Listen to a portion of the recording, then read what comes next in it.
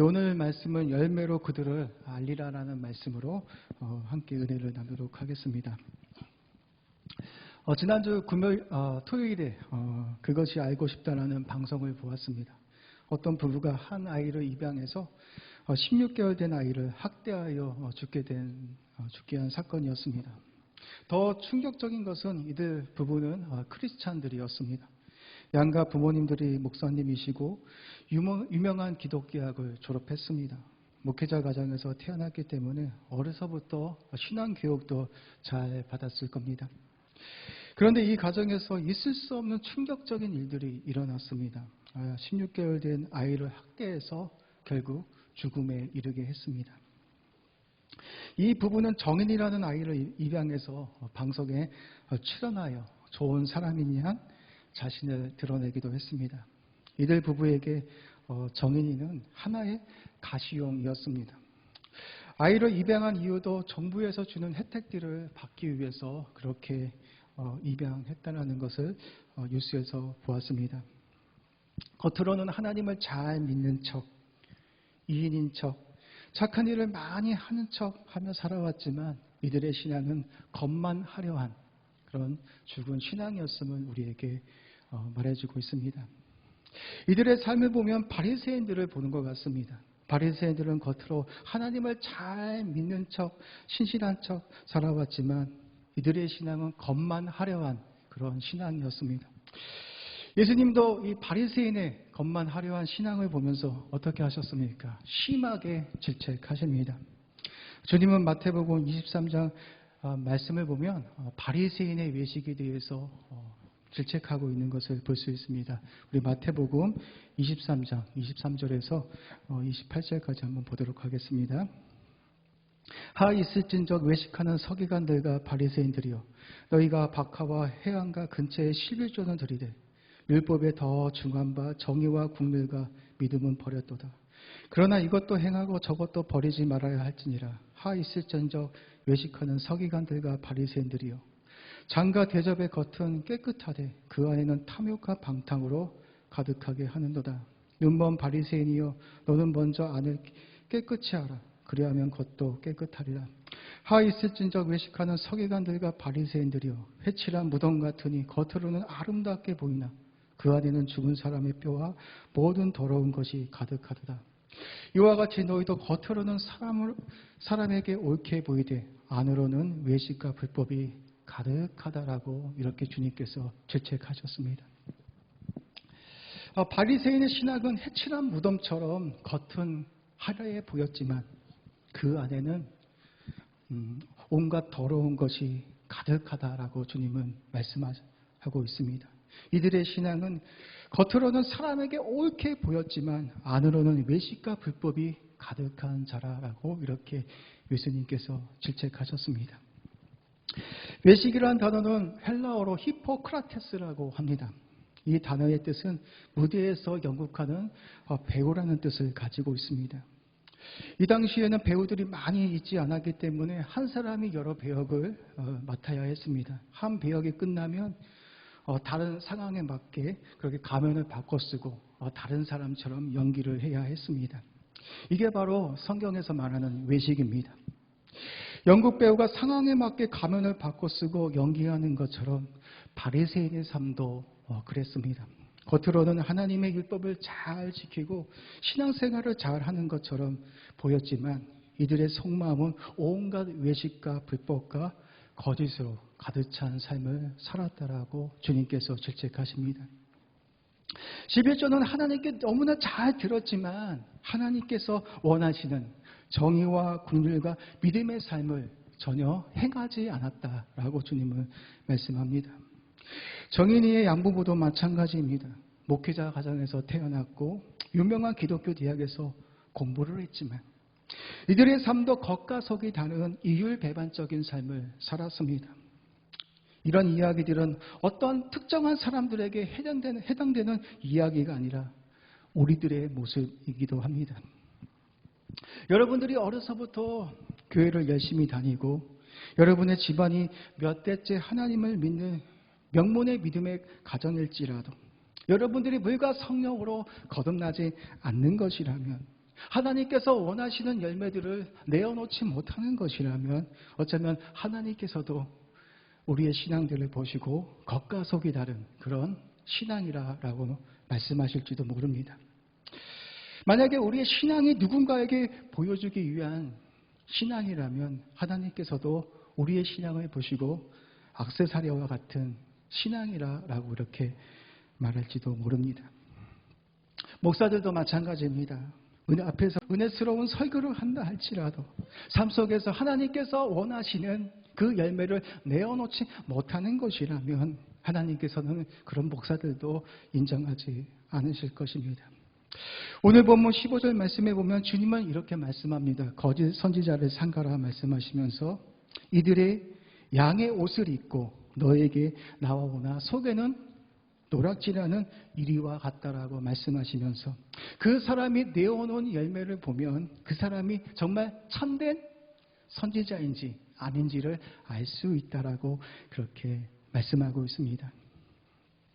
우리 다 같이 마태복음 7장 15절에서 17절 말씀을 한번 읽어보도록 하겠습니다. PPT 띄워주시기 바랍니다. 거짓 선지자들을 삼가라. 양의 옷을 입고 너희에게 나오오나 속에는 노략질하는 일이라. 그들의 열매로 그들을 알지니 가시나무에서 포도를 또는 엉겅퀴에서 무화과를 따겠느냐.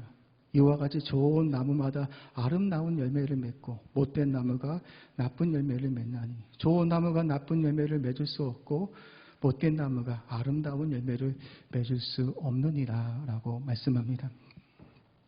주님은 삶 속에서 그 사람이 내어놓은 열매를 보면 그 사람이 정말 진짜인지 가짜인지 알 수 있다라고 말씀합니다. 목사들이 아무리 은혜스러운 설교를 한다 할지라도 삶 속에서 그들이 내어놓은 열매들을 보면 그 사람이 진짜 하나님께서 택하신 종인지 아닌지를 알 수 있습니다. 요한일서 4장 1절 말씀에 보면 사도 요한은 이런 말을 합니다. 사랑하는 자들아 영을 다 믿지 말고 오직 영들이 하나님께 속하였는지 분별하라. 많은 거짓 선지자들이 세상에 나왔음을 이렇게 말을 하면서 거짓 선지자와 참된 선지자를 분별할 수 있는 방법에 대해서 이렇게 말씀하고 있습니다.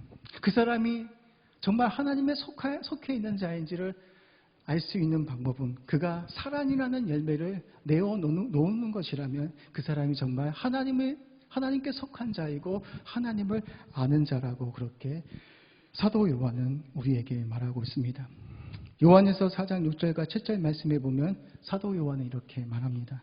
우리는 하나님께 속하였으니 하나님을 아는 자는 우리의 말을 듣고 하나님께 속하지 아니한 자는 우리의 말을 듣지 아니하나니 진리의 영과 미혹의 영을 이로써 아느니라. 사랑하는 자들아 우리가 서로 사랑하자. 사랑은 하나님께 속한 것이니 사랑하는 자마다 하나님으로부터 나서 하나님을 알고라고 이렇게 말하고 있습니다.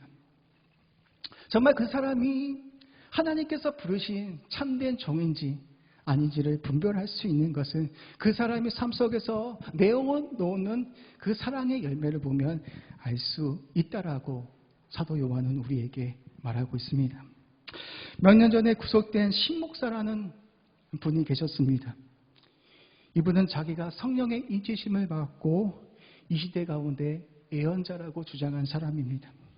이분의 설교의 대부분은 성도들에게 헌금을 강요하고 자신의 말을 듣지 않는다면 저주를 받게 될 것이라는 그런 설교들을 참 많이 했습니다. 이런 내용입니다. 지금 여기에 있으면 짐승의 표를 받고 모두 피바다가 됩니다. 여기에 있으면 대지진에 못 견디고 베리칩을 받고 죽습니다. 하나님의 아들들은 우리가 신천지를 건설해야 합니다. 영원 건축을 해야 합니다. 우리는 피지에서 산채로 휴고되어 영원히 살 것입니다. 이것이 진리입니다라고 이렇게 말하면서 성도들의 전 재산을 교회에 바치게 했습니다. 심지어 성도들이 자신의 말을 듣지 않거나 순종하지 않으면 타작마당이라는 것을 해서 자식이 부모를 구타하게 하고 부모가 자식을 구타하게 하도록 했습니다. 어떤 사람은 타작마당을 하다가 뇌가 손상이 되어서 결국 죽은 사람도 있었습니다.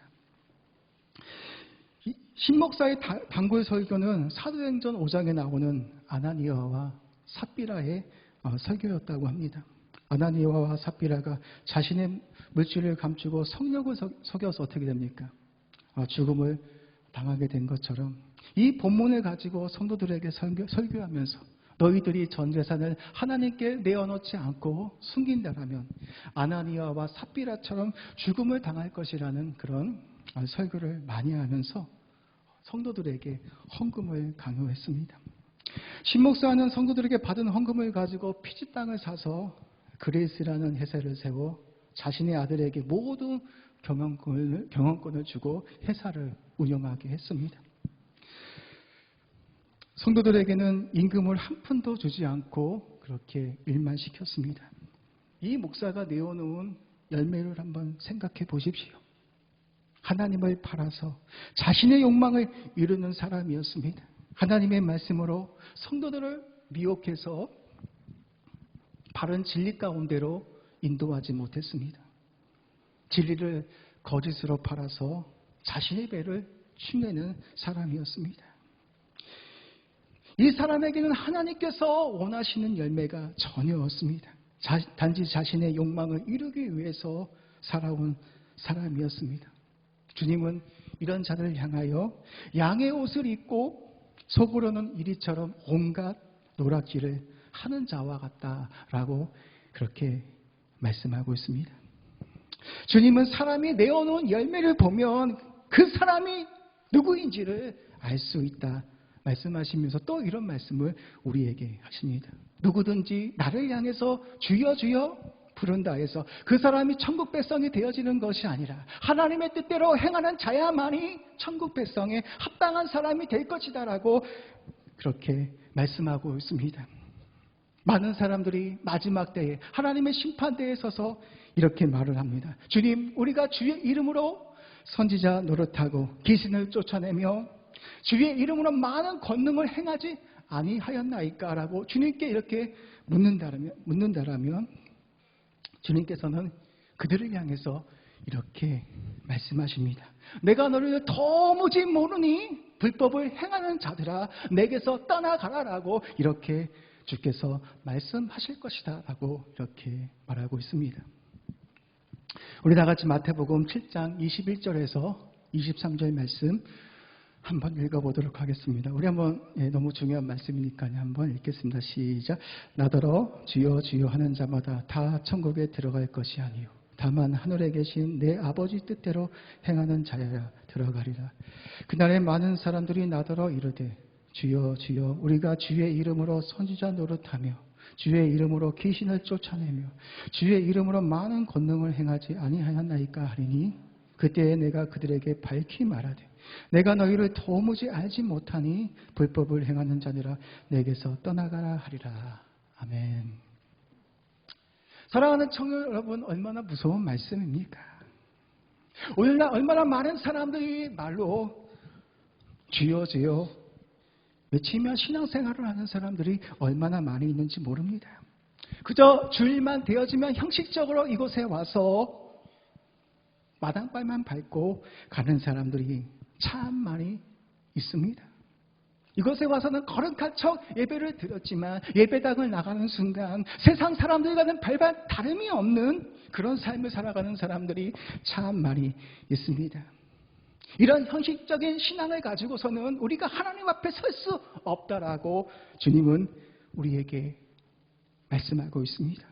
여러분이 모태신앙이고 어려서부터 열심히 주일 성서를 하고 온갖 헌금을 하고 11조를 하고 온갖 봉사를 한다 할지라도 여러분이 삶 속에서 하나님께서 원하시는 열매를 내어놓지 못하는 것이라면 하나님은 여러분들을 향해서 불법을 행하는 자야 내가 너를 도무지 모르겠다라고 말씀하실지도 모릅니다. 예전에 교회 다닐 때 어떤 목사님이 오셔서 이런 설교를 해주셨습니다. 이 목사님께서 아는 사람 소개로 어떤 장로님이 운영하는 치과를 가게 되었다고 합니다. 치과에 들어서는 순간 은혜스러운 시시의 음악이 흘러 나왔다고 합니다. 이 장로님은 정말 좋은 신앙을 가지신 분이시구나라고 이렇게 생각을 했다고 합니다. 그런데 이 장로님이 간호사에게 무리하게 대하는 모습들을 보면서 정말 크게 실망을 했다고 합니다.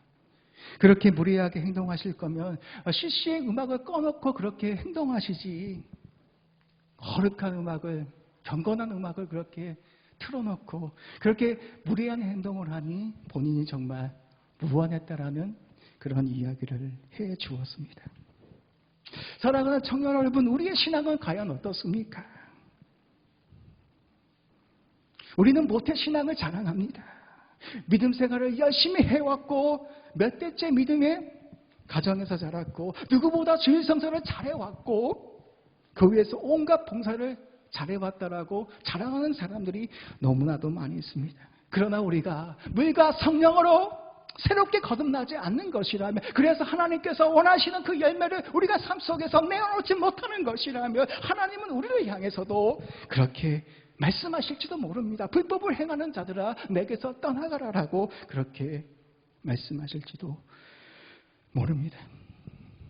사랑하는 청년 여러분, 지금 저와 여러분의 모습은 어떻습니까? 바리새인처럼 겉만 화려한 외식과 형식으로 가득 차 있지는 않습니까? 지금까지 그런 삶이었다면 우리는 하나님 앞에서 회개에 합당한 열매를 맺어야 합니다. 우리는 지난주에 매일 성경 누가복음 말씀으로 큐티를 했습니다. 저도 이제 매일같이 큐티를 하면서 많은 은혜를 받고 있습니다. 세례 요한은 세례를 받으러 나온 무리들을 향해서 이렇게 외쳐댑니다. 너희들이 회개에 합당한 열매를 맺으라라고 이렇게 외칩니다. 유대인들은 아브라함의 자손이라는 선민 사상을 가지고 있습니다. 자신들이 아브라함의 자손이기 때문에 삶을 어떻게 살든지 간에 하나님께서 자신들을 구원해 주실 것이라는 그런 생각을 했습니다. 삶 속에서는 개판으로 살아도 우리가 아브라함의 자손이기 때문에, 후손이기 때문에 하나님께서 자동적으로 우리를 구원해 주실 것이라고 그렇게 생각했습니다. 세례를 받으러 나온 사람들도 진정으로 회개의 마음으로 주님께 나온 것이 아니었습니다. 이들의 세례는 종교적인, 통과 이례적인 그런 세례였습니다. 하나의 자격증으로 그렇게 생각했습니다. 세상 속에서 온갖 개판으로 살면서도 세례를 한번 받으면 하나님께서 제사함의 은총을 주셔서 자신의 모든 죄가 사야질 것이라고 생각했습니다. 그리고 세례를 받고 세상 속으로 나가면 어떻게 됩니까? 똑같은 삶을, 동일한 삶을 되풀이했습니다. 세례 요한은 그런 무리들을 향해서 이 독사의 자식들아 합당한 회개의 열매를 맺으라라고 외칩니다.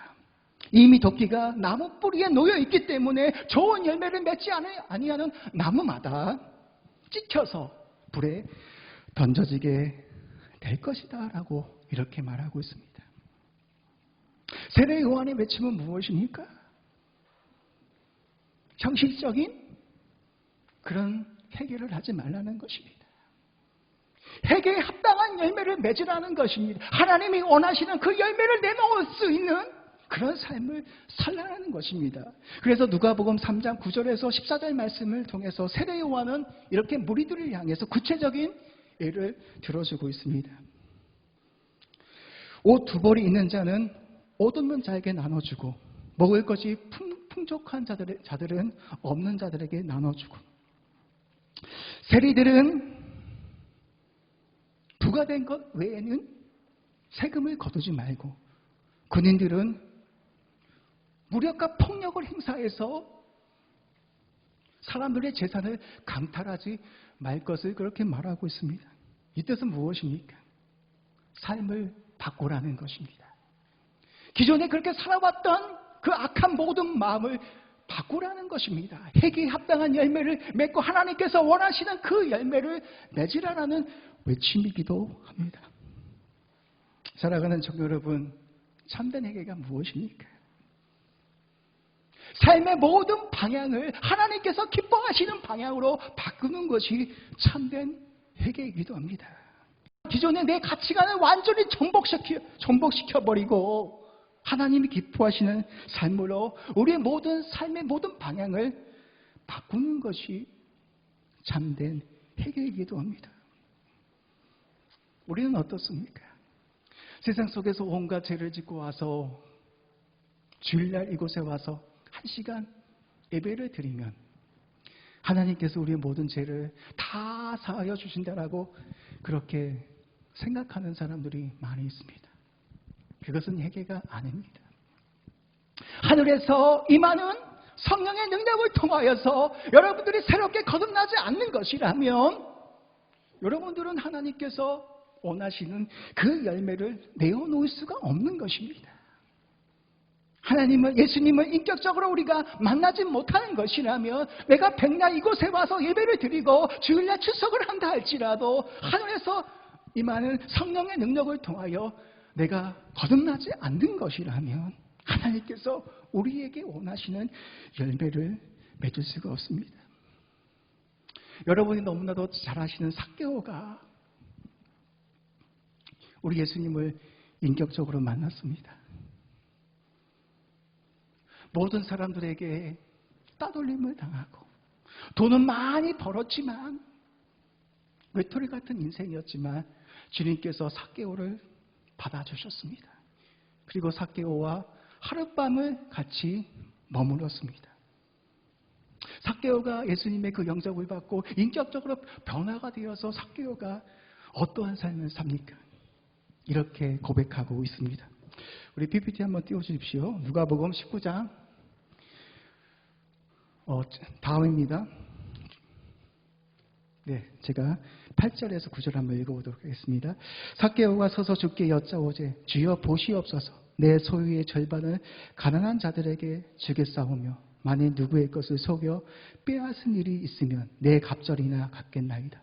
예수께서 이르시되 오늘 구원이 이 집에 이르렀으니 이 사람도 아브라함의 자손이미로다 라고 말합니다. 주님의 영접을 받고 예수님을 인격적으로 만난 삭개오가 삶의 변화가 일어났습니다. 주님, 내 소유의 절반을 가난한 자들에게 주겠습니다. 누구의 것을 속여 빼앗은 것이 있는 것이라면 내 갑절이나 내가 갖겠습니다라고 이렇게 고백을 했습니다. 삭개오는 예수님을 인격적으로 만나자 삶의 변화가 일어났습니다. 여러분, 참된 회개는 이렇게 행동의 변화를 가져오는 것입니다. 삭개오의 참된 회개를 보시고 주님께서 어떤 은혜를 주십니까? 삭개오를 아브라함의 자손이다라고 이렇게 칭하여 주십니다. 그렇습니다. 우리가 많은 것을 가지고 있는다 할지라도 주께서 원하시는 그 회개에 합당한 열매를 맺지 못하는 것이라면 우리는 하나님 앞에 결단코 설 수가 없는 것입니다. 바리새인처럼 겉으로는 괜찮은 사람인 척하고 신앙생활을 잘하는 것 같은데 삶 속에서 하나님이 요구하시는, 하나님이 원하시는 그런 열매들을 내어놓지 못하는 것이라면 하나님은 우리의 신앙을 인정해 주지 않을지도 모릅니다. 하나님을 믿는 열심은 누구보다 대단한데 지체들을 향한 사랑과 관심이 여러분들에게는 있습니까? 하나님의 영광을 위하여 봉사를 한다라고 그렇게 말을 했는데 하나님의 영광보다는 사람들에게 인정받고 칭찬받기 위해서 봉사하지는 않습니까?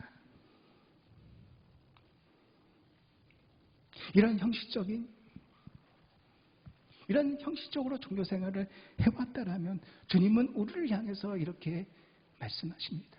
너희가 회개에 합당한 열매를 맺으라라고 이렇게 말씀하고 있습니다. 그런데 우리는 우리의 힘과 능력으로는 회개에 합당한 열매를 맺을 수가 없습니다. 하나님의 긍휼하심을 구해야 합니다. 그래서 여러분의 심령이 늘 가난해야 합니다. 주님, 제가 죄인입니다. 저는 지는 것 같은 사람입니다. 하나님의 은혜가 아니면, 긍휼이 아니면 나는 한순간도 살아갈 수 없는 그런 자유, 그런 고백 속에 하나님의 은혜가 부어지는 것입니다. 교만한 마음 속에 그곳에 하나님의 은혜가 부어지는 것이 아니라, 내가 죄인임을, 나는 하나님의 은혜가 아니면 한순간도 살아갈 수 없는 그런 죄인임을 고백하면서 겸손한 마음으로 하나님께 나올 때, 하나님께서 여러분들에게 성령의 은혜를 부어주셔서 여러분의 생각과 마음을 변화시켜 주셔서 하나님이 원하시는 그 열매를 맺으며 살아갈 수 있는 은혜를 여러분에게 주시는 것입니다. 우리의 힘으로 할 수 없습니다. 10년, 20년 신앙생활을 한다 할지라도, 10년, 20년 날마다 주일을 빠지지 않고 이곳에 와서 예배를 드린다 할지라도, 여러분들이 하늘에서 임하는 성령의 능력을 통하여 여러분이 거듭나지 않는 것이라면 절대로 하나님께서 원하시는 그 열매를 내어놓을 수 없습니다. 그래서 우리는 하나님의 은혜가 필요한 것입니다. 여러분, 긍휼한 마음을 가지십시오. 이런 고백을 하십시오. 하나님, 저는 하나님의 은혜가 아니면 살 수 없는 죄인입니다. 그런 고백을 하십시오. 그런 고백 속에서 하나님을 예배하시고 하나님을 찬양하시고 예배의 자리로 나오십시오. 그러면 하나님께서 여러분들에게 은혜를 베풀어 주십니다. 내가 죄인임을 깨닫게 하시고 성령께서 여러분들에게 성령으로 인쳐주셔서 이 세상 속에서 하나님의 자녀로 그렇게 열매를 맺으며 살아갈 수 있는 힘과 능력을 주십니다. 우리 모두는 십자가의 은혜로 예수님의 거룩한 보혈의 피로 새롭게 거듭난 자들입니다. 그래서 바울 사도는 로마서 12장 1절과 2절 말씀을 통해서 우리에게 이렇게 말을 합니다. 십자가의 은혜로 구속받은 너희들은 이렇게 살아야 함을 우리에게 말합니다. 우리 PPT 한번 띄워주십시오. 너희는 이 시대를 본받지 말고 오직 마음을 새롭게 함으로 변화를 받아 하나님이 선하시고 기쁘시고 온전한 뜻이 무엇인지 분별하며 살라라고 우리에게 권면하고 있습니다. 십자가의 은혜로 예수님의 거룩한 보혈로 새롭게 거듭난 자들은 이 세상 사람들이 내어놓은 그 열매를 내어놓지 아니하고 마음의 변화를 받아서 하나님께서 선하시고 기쁘시고 온전한 뜻이 무엇인지를 분별하면서 하나님께서 기뻐하시는 삶을 살아간다라고 그렇게 말하고 있습니다. 저는 여기 있는 모든 청년들이 하나님을 믿는 것이, 신앙을 갖는 것이 액세서리처럼 그렇게 생각하는 것이 아니라 내가 오늘 주일을 나와 주어야만 하나님이 기뻐하신다라는 그런 교만한 마음들 다 버리십시오. 누가 유튜브 방송에 들어온 게 뭐가 중요합니까? 우리가 제적이 50명인데 50명 다 들어온 것이 뭐가 중요합니까? 그것은 하나도 중요하지 않습니다. 하나님께서는 우리에게 원하시는 것은 회개에 합당한 열매를 맺고 삶 속에서 하나님이 원하시는 그 열매를 맺을 수 있는 사람이 우리 찬성교회 청년부 안에 과연 몇 명이 있느냐? 그거 더 중요하게 생각하고 계시지는 않을까요? 그게 뭐가 중요합니까? 이곳의 예배의 숫자가 뭐가 중요합니까? 하나님께서 원하시는 숫자는 물과 성령으로 새롭게 거듭나서 삶 속에서 하나님이 원하시는 그 열매를 내어놓을 수 있는 사람을 찾고 계십니다. 제가 매일 성경도 이렇게 하자고 했는데 저는 강요를 하지는 않습니다. 생각해 보니까 내가 큐티하고 싶은 것도 하나님께서 은혜를 주셔야만 할 수 있는 것인데 우리 청년들에게 그렇게 해라고 강요로 해서 되는 것이 아닙니다. 그래서 저는 항상 여러분에게 기도하고 있습니다. 하나님, 우리 청년들이 2021년에는 하나님께서 우리 모든 청년들에게 하나님께서 은혜를 부어주셔서 성령으로 기름 부어주셔서 하나님을 찬양하지 않고서는 견딜 수 없는 그런 마음을 주시고 하나님을 예배하지 않고서는 견딜 수 없는 그 마음을 우리 모든 청년들에게 주셔서 자원하는 마음으로 하나님을 높이고 찬양할 수 있는 청년들이 불같이 일어날 수 있도록 하나님 은혜를 부어 주시옵소서. 인간적인 힘으로 되는 것이 아닙니다. 프로그램으로 되는 것이 아닙니다. 하늘에서 임하는 그 은혜가 필요합니다. 저는 여러분들에게 그런 은혜가 있기를 소망합니다. 하나님을 예배하지 않고서는 견딜 수 없는 그 마음, 하나님을 높이지 않고서는 견딜 수 없는 그 마음이 여러분 심령 가운데 불같이 일어나서 예배를 나오지 말라고 해도 그분의 은혜가 너무나 좋기 때문에, 너무나 그립기 때문에 예배하지 않고서는, 찬양하지 않고서는 견딜 수 없는 그 마음이 여러분 심령 가운데 가득해서 살아계신 하나님을 높일 수 있는, 찬양할 수 있는 그런 청년부가 되시기를 원합니다. 그런 자들이 많이 일어나야 합니다. 두세 사람이 모여도 이곳에서 그런 마음을 가지고 살아계신 하나님을 향하여 찬양하면 하나님이 은혜를 부어주십니다. 죽음보다 강하신, 세상의 어떤 환경도 끊을 수 없는 그 사랑과 은혜가 예배를 통해서 부어지게 됩니다. 저는 2021년 우리 산성교회 청년부가 그런 은혜를 체험할 수 있는, 그래서 우리 많은 청년들이 하나님을 인격적으로 경험하고 만날 수 있는, 하나님을 더 바르게 알 수 있는 그런 2021년 한 해가 되시기를 주님의 이름으로 축복합니다. 그래서 여러분 삶 가운데 하나님께서 원하시는 그 열매들을 내어놓을 수 있는 그런 청년들이 되시기를 주님의 이름으로 축복합니다.